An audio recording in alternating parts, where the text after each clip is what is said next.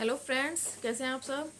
Class 10 आज हम लोग इंग्लिश फुटप्रिंट्स विदाउट फीट के बुक की chapter number 4 equation of trust पढ़ने जा रहे हैं। ठीक है, और ये बहुत ही इंटरेस्टिंग स्टोरी है। इसमें एक कैरेक्टर है जिसका नाम है होरास डेनबी। तो दिखलाता है कि कैसे वो अपने ही सिमिलर एक पर्सन के हाथों चीट हो जाता है ना। चलिए टेक्स्ट स्टार्ट करते हैं। होरास डेनबी जो है वो एक लगभग 50 साल का आदमी है। वो अनमैरिड है और अपने हाउसकीपर के साथ रहता है।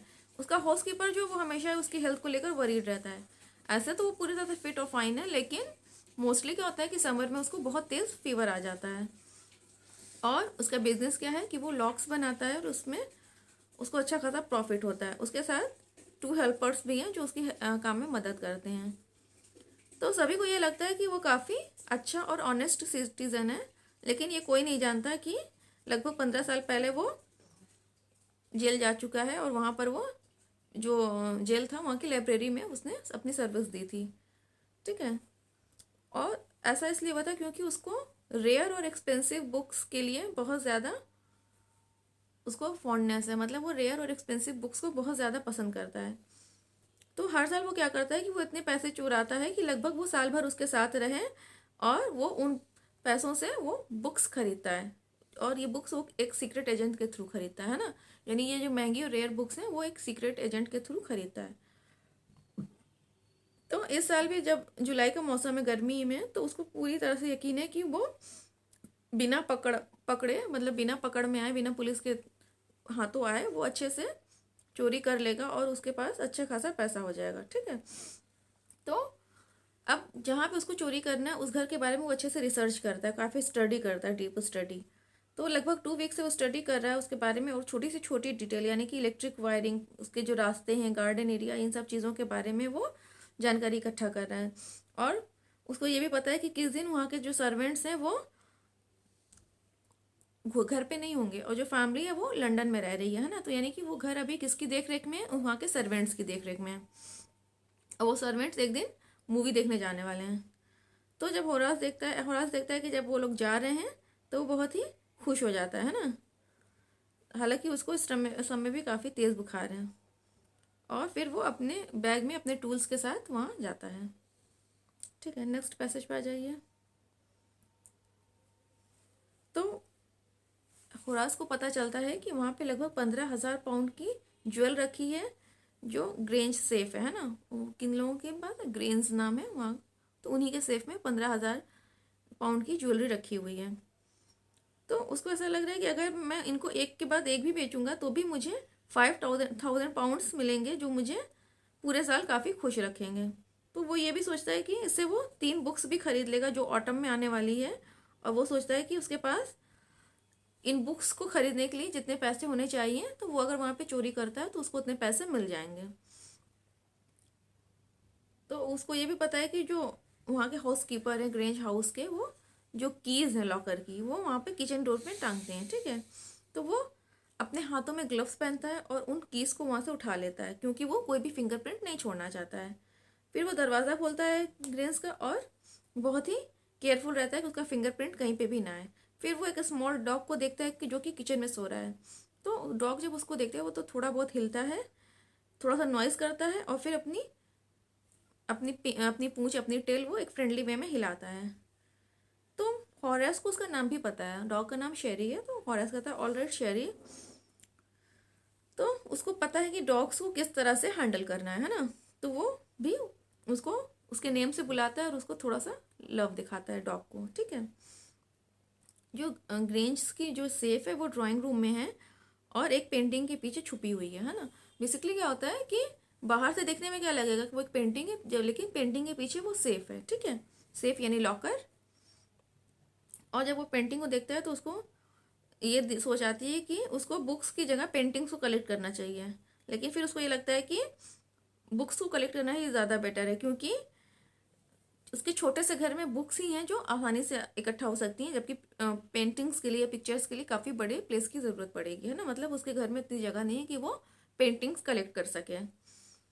फिर जैसे वो आगे आगे बढ़ता है तो उसको टेबल पे फ्लावर्स नज़र आते हैं ना। तो उसको ना एलर्जी है फ्लावर से। तो उसकी नोज़ में क्या होता है कि क्योंकि फीवर की वजह से ऑलरेडी जो उसकी नोज़ है वो थोड़ा सा बंद है, और उसको फिर भी हल्की हल्की फ्लावर्स की स्मेल आ रही है, ज़्यादा नहीं लेकिन हल्की सी ही आ रही है। फिर वो अपने सारे टूल्स को अरेंज करता है, उसके बाद देखता है कि हाउस कीपर्स को वापस आने में लगभग 4 घंटे बचे हुए हैं। तो उसके लिए सेफ को खोलना कोई ज़्यादा डिफिकल्ट काम नहीं था, क्योंकि वो ऑलरेडी, जैसा कि हम लोगों ने अभी पढ़ा, कि वो लॉक्स बनाता है, सेफ्स बनाता है, तो उसको ईजिली पता है कि कैसे हमें सेफ को खोलना है, सेफ यानी लॉकर। और उसको ये भी पता है कि वहाँ पे जो अलार्म सिस्टम लगा हुआ है वो भी बहुत अच्छी क्वालिटी का नहीं है, यानी कि अगर वो सेफ को खोलेगा भी तो ऐसा कोई बड़ा इशू नहीं होने वाला है। तो वो हॉल में जाता है और जो बर्गलर सिस्टम का यानी जो अलार्म का सिस्टम है उसके वायर्स को वो कट कर देता है। फिर वो काफ़ी तेज़ से उसको छींक आ जाती है, क्योंकि जो फ्लावर्स हैं उनकी स्मेल उसको फिर से आ जाती है। तो उसको ये ऐसा सोच आ रही है कि जो ये रिच पीपल होते हैं वो कितने फुलिस्ट होते हैं कि वो अपनी वैल्यूबल थिंग्स को ऐसे ही छोड़ देते हैं, है ना। और कैसे उसने न्यूज़पेपर में से उस घर के बारे में एक छोटी सी छोटी इन्फॉर्मेशन, सारी कुछ डिटेल निकाल ली है, उसको सारा आइडिया पता है, और वो मैगजीन में या न्यूज़पेपर में पूरा डिटेल में दिया हुआ था इन्फॉर्मेशन, है ना। तो वो ये चीज़ नोटिस करता है कि जो फ्लावर्स की स्मेल है उसको बार बार उससे उसकी वजह से काफ़ी तेज़ छींक आ रही है। तो वो अपने नाक पे, अपने चेहरे पे एक रुमाल बांध लेता है और अपने काम को कंटिन्यू रखता है। सडनली डोर डोर की तरफ से, दरवाजे की तरफ से कोई उससे कहता है कि अगर उसको कोल्ड है या उसको फीवर है तो वो बहुत ही क्विकली रिप्लाई करता है कि उसको फीवर है, और फिर से दोबारा खींच छींकता है ना। तो जो दूसरा पर्सन है वो उससे कहता है कि अगर उसको ये इशू है तो उसको पता होना चाहिए कि जो फ्लावर्स है वो उसको एलर्जी कॉज कर रहे हैं और उसको एक डॉक्टर को दिखाना चाहिए। और ऐसा इसलिए ताकि वो अपनी छींकों की वजह से किसी की पकड़ में ना आए, मतलब वो फिर एक अच्छा थीफ बन सके, एक अच्छा चोर बन सके। क्योंकि अगर वो इस तरह से बार बार छींकेगा तो लोगों को पता चल जाएगा कि वहाँ पर एक चोर है ना, उसकी छींक की आवाज़ से। तो वो फिर वो पर्सन, जो दूसरा पर्सन है, उसको बताता है कि उसकी छींक की आवाज़ इतनी तेज है कि वो हाउस के टॉप फ्लोर तक जा रही है, वहाँ से भी उसकी आवाज़ सुनी जा रही है। तो उस पर्सन की आवाज़ जो है वो काफ़ी काम और फर्म है, मतलब कि वो बिल्कुल शांत है। और फिर वो थोड़ा सा नर्वस हो जाता है जब वो देखता है कि एक वुमेन जो है वो सीढ़ियों से नीचे उतर कर आ रही है। तो वो वुमेन जो है वो यंग है, प्रिटी है, और रेड कलर के ड्रेस में है। वो उसके पास आती है और जो फायर प्लेस के पास जो डेकोरेशंस रखी है उसको वो फिर से अरेंज करने लगती है ना। जैसे हम ही लोगों की आदत होती है ना कि अगर अपने घर में कुछ भी थोड़ा बहुत फैला हुआ है तो उसको बार बार अरेंज करते रहते हैं, मैनेज करते रहते हैं। तो सेम एटीट्यूड वो वुमेन जो औरत है वो भी दिखला रही है। फिर वो डॉग को ऑर्डर देती है कि वो वहाँ से दूर रहे, और कहती है कि लोगों को ऐसा लग रहा है कि वो वहाँ से लगभग 1 महीना दूर रहेगी, लेकिन वो ज़्यादा ही टाइम से पहले ही वो वापस आ गई है। और उसको ऐसी उम्मीद नहीं थी कि जब वो घर में आएगी तो उसके घर में एक चोर उसका स्वागत करेगा, है ना। मतलब वो हॉरास डनबी को वहाँ पर एक्सपेक्ट नहीं कर रही है। तो हॉरास को थोड़ी सी उम्मीद होती है कि जो औरत है वो थोड़ा सा अम्यूज्ड है, थोड़ी सी मजाकिया है। तो वो एक चोर को देखकर पैनिक्ड नहीं हो रही है, बल्कि बहुत ही काम होकर उससे बातें कर रही है। तो उसको ये लगता है कि अगर वो उसके साथ अच्छे से बिहेव करेगा तो वो उसका कुछ भी हार्म नहीं करेगी और उसको जाने देगी, यानी कि वो उसको पुलिस के हवाले नहीं करेगी। तो वो भी उसको बहुत ही मजाकिया वे में बताता है कि उसको भी वहाँ पे उम्मीद नहीं थी कि वो किसी फैमिली मेम्बर से मिलेगा, और उसको ये पता था कि घर पे कोई भी नहीं है। तो वो कहती है कि उसको भी ये रियलाइज हो गया कि ये कितना इनकन्वीनियंस है, और वो फिर उससे पूछती है कि अब उसको क्या करना चाहिए। तो वो कहता है कि वो यहाँ से भाग जाना चाहता है। तो वो कहती है कि हाँ तुम ऐसा कर सकते हो, लेकिन मैं अगर पुलिस को बुलाऊं और अगर उनसे ये कहूँ कि तुम मेरा घर लूट रहे थे तो वो तुम्हें ज़रूर कैच कर लेंगे। तो हॉरस कहता है कि वो भागने से पहले टेलीफोन वायर्स को कट कर देगा, और फिर वो जो चाहेगी वो उसके लिए वो काम करेगा, ठीक है। और नहीं तो अगर वो उसको पुलिस में फिर भी पकड़वाने की धमकी देगी तो वो उसका हाथ पैर बांध के तब भागेगा, यानी कि वो उसको पकड़वाने के लिए कुछ भी ना कर सके। फिर वो बहुत ही सीरियस लुक उसको देती है और ऐसा उससे पूछती है कि क्या तुम उसको हर्ट करना चाह रहे हो, मतलब क्या तुम मुझे हर्ट करना चाह रहे हो, मुझे चोट पहुंचाना चाह रहे हो। तो होरास रिप्लाई करता है कि वो सिर्फ ऐसा इसलिए कर रहा है ताकि वो उसको डरा सके। तो वो कहती है कि मैं बिल्कुल भी नहीं डरती। तो वो कह रहा है कि ये अच्छा होगा कि आप ये भूल जाओ कि आपने कभी उसको देखा है और उसको जाने दो। तो वो काफ़ी शार्प और लाउड वॉइस में बहुत ही रूड होके वो बोल रही है कि वो उसे क्यों जाने दे। वो आखिर उसका घर में चोरी करने आया था, और वो अगर उसको जाने देगी तो हो सकता है कि वो कहीं और जाके किसी और को लूटे, किसी और जगह चोरी करे, रॉबरी करे। तो उसको कह रही है कि सोसाइटी को ऐसे लोगों से प्रोटेक्ट करने की ज़रूरत है। तो वो मुस्कुराता है, होरास जो है वो मुस्कुराता है और कहता है कि वो सोसाइटी के लिए कोई खतरा नहीं, कोई थ्रेट नहीं है, क्योंकि वो सिर्फ ऐसे लोगों के यहाँ चोरी करता है जिनके पास बहुत ज़्यादा पैसे होते हैं। फिर वो कह रहा है कि मैं एक अच्छे रीज़न के लिए चोरी करता हूँ और मुझे जेल जाने के ख्याल से भी नफरत है, यानी कि वो जेल नहीं जाना चाहता है जो होरास है। ठीक है, तो वो काफ़ी तेज़ी से हंसती उसके रिप्लाई पर, और फिर वो उसे बेग करता है, उसे प्रार्थना करता है कि प्लीज़ आप पुलिस को मत बुलाइए, क्योंकि होरास को ऐसा लग रहा है कि अगर वो उसको कन्विंस कर लेगा तो वो उसको जाने देगी, उसको पुलिस के हवाले नहीं करेगी। तो वो बार बार उसे ये कह रहा है कि आप पुलिस के पास मत जाइए, और फिर वो पक्का लोगों को लूटना बंद कर देगा। वो उसे प्रॉमिस करता है, उसे कहता है कि वो वही करेगा जो उसने कहा, यानी कि अगर वो उसको पुलिस के हवाले नहीं करेगी तो वो लोगों को लूटेगा नहीं। ठीक है, तो वो काफ़ी क्लोज आके उसको देखती है। वो कहती है कि क्या तुम्हें प्रिजन जाने से डर लगता है, जेल जाने से डर लगता है। वो अपना सर ऐसे हिलाती है और वो कहती है कि मुझे हमेशा से ही रॉन्ग काइंड के जो लोग हैं वो पसंद हैं। अच्छा बताइए, कौन से ऐसे लोग होंगे जिनको रॉन्ग काइंड के लोग पसंद होते हैं, मतलब कि जो गलत इरादे वाले लोग हों, उन्हें तो सोसाइटी के अच्छे लोग तो पसंद करेंगे नहीं। तो वो क्या कह रही है कि मुझे हमेशा से ही गलत तरह के लोग पसंद हैं, है ना। ये एक इंडिकेशन था होरास के लिए कि वो भी एक चोर है, लेकिन उसने इस क्लू को बिल्कुल भी कैच नहीं किया, यानी कि होरास को नहीं समझ में आया कि वो जो महिला है, वो जो वोमेन है, वो भी एक चोर है। भाई जो चोर रहेगा उसी को चोर अच्छे लगेंगे ना, हम जैसे लोगों को थोड़ी अच्छे लगेंगे, हम तो सीधे उनको पुलिस में ही दे देंगे, उनसे इतनी बात थोड़ी करेंगे। ठीक है, तो यहाँ पे होरास के लिए एक क्लू था, लेकिन क्योंकि होरास बहुत ज़्यादा नर्वस हो गया था, इसलिए वो इस क्लू को नहीं समझ पाया कि क्यों उस महिला को चोर या गलत तरह के लोग पसंद हैं। ठीक है, तो वो औरत जो है वो सिगरेट बॉक्स में से, जो सिल्वर का बना हुआ है, उसमें से सिगरेट निकालती है।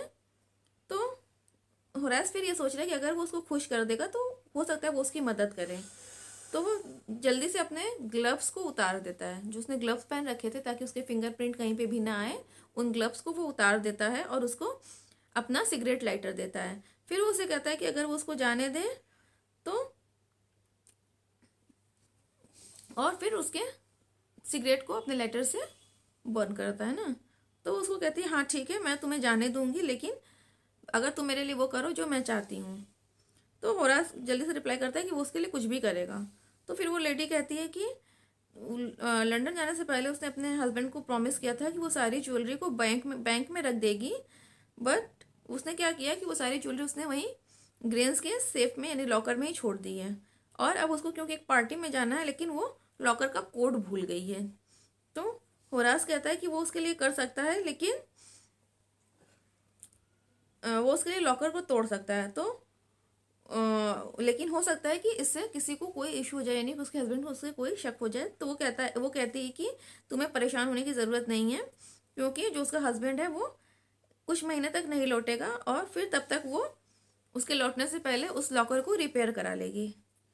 तो होरास उस सेफ को, उस लॉकर को तोड़ने में 1 घंटा लगाता है, उसको ज्वेलरी देता है और वहाँ से खुशी खुशी ये सोचे लौट आता है कि वो सेफ है, यानी कि उसको कोई भी पुलिस नहीं पकड़ेगी। तो 2 दिन तक उसने अपने उस प्रॉमिस को रखा जो उसने उस लेडी से किया था कि वो चोरी नहीं करेगा। लेकिन तीसरे दिन क्या हुआ कि उसने सोचा कि अगर उसे वो बुक्स चाहिए जिन्हें वो खरीदना चाहता है, तो उसको फिर से किसी अनदर लॉकर की ओर देखना चाहिए, यानी कि उसको कोई दूसरा प्लान बनाना चाहिए, कहीं और पे चोरी करनी चाहिए।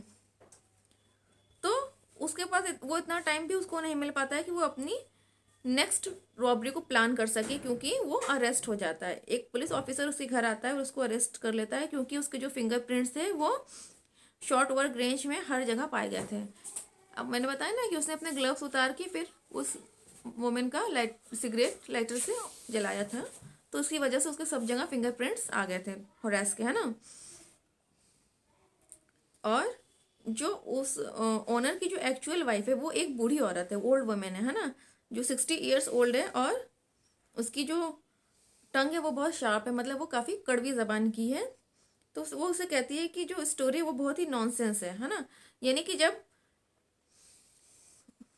वो ये एक्सक्यूज देता है कि उसने ऑनर की वाइफ के कहने पर ही उस सेफ को ओपन किया था, तो ऑनर की वाइफ जो कि एक 60 साल की महिला है, वो काफ़ी शार्प टंग वुमेन है, वो कह रही है कि जो स्टोरी है ये पूरी तरह से नॉनसेंस है, क्योंकि वो कभी हॉरास से मिली ही नहीं है ना। और ना ही उसने हॉरास से कहा था कि उसको सेफ तोड़ने के लिए उसने कहा था, है ना। तो इसे ये पता चलता है कि जो यंग वुमेन थी जिसे हॉरास मिला था और जिसके लिए हॉरास ने सेफ को ओपन किया था, उसने ओनर्स की वाइफ बनने का ढोंग किया था, दिखावा किया था, प्रिटेंड किया था, और वो खुद भी एक चोर थी। फिर उसके बाद हॉरास को अरेस्ट कर लिया जाता है, वो एक असिस्टेंट लाइब्रेरियन बन जाता है जेल में, और हमेशा उस औरत के बारे में सोचता रहता है कि जो कि सेम प्रोफेशन में, यानी कि एक चोर होते हुए भी उसने किस तरह से उसको धोखा दिया, है ना, और उसको पकड़वा लिया। और जब भी कोई उसके सामने ये बात करता है कि चोरों में भी ईमानदारी होती है, तब वो बहुत ज़्यादा गुस्सा हो जाता है। ठीक है, तो स्टोरी यहाँ पे ख़त्म होती है। अच्छा, अब वो गुस्सा क्यों होता है जब कोई भी ये बात कहता है कि हाँ चोरों में ईमानदारी होती है? तो अगर चोरों में सच में ईमानदारी होती तो वो औरत इसको इस तरह से चीट नहीं करती, है ना।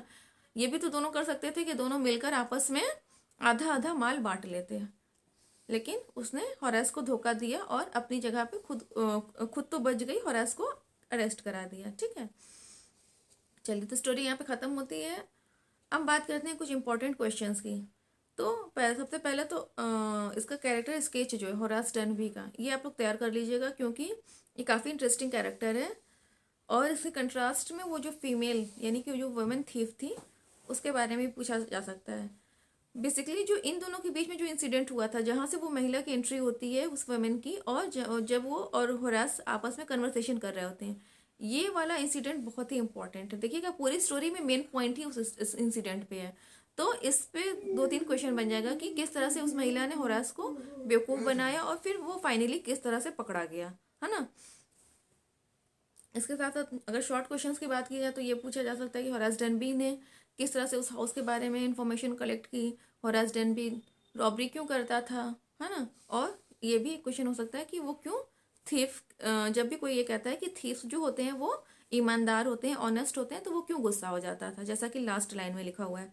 तो वो इसलिए गुस्सा हो जाता था क्योंकि उसी की प्रोफेशन की एक वुमेन ने उसको चीट किया और उसको अरेस्ट करा दिया। तो खुद तो वो बच गई, लेकिन हॉरास पकड़ा गया।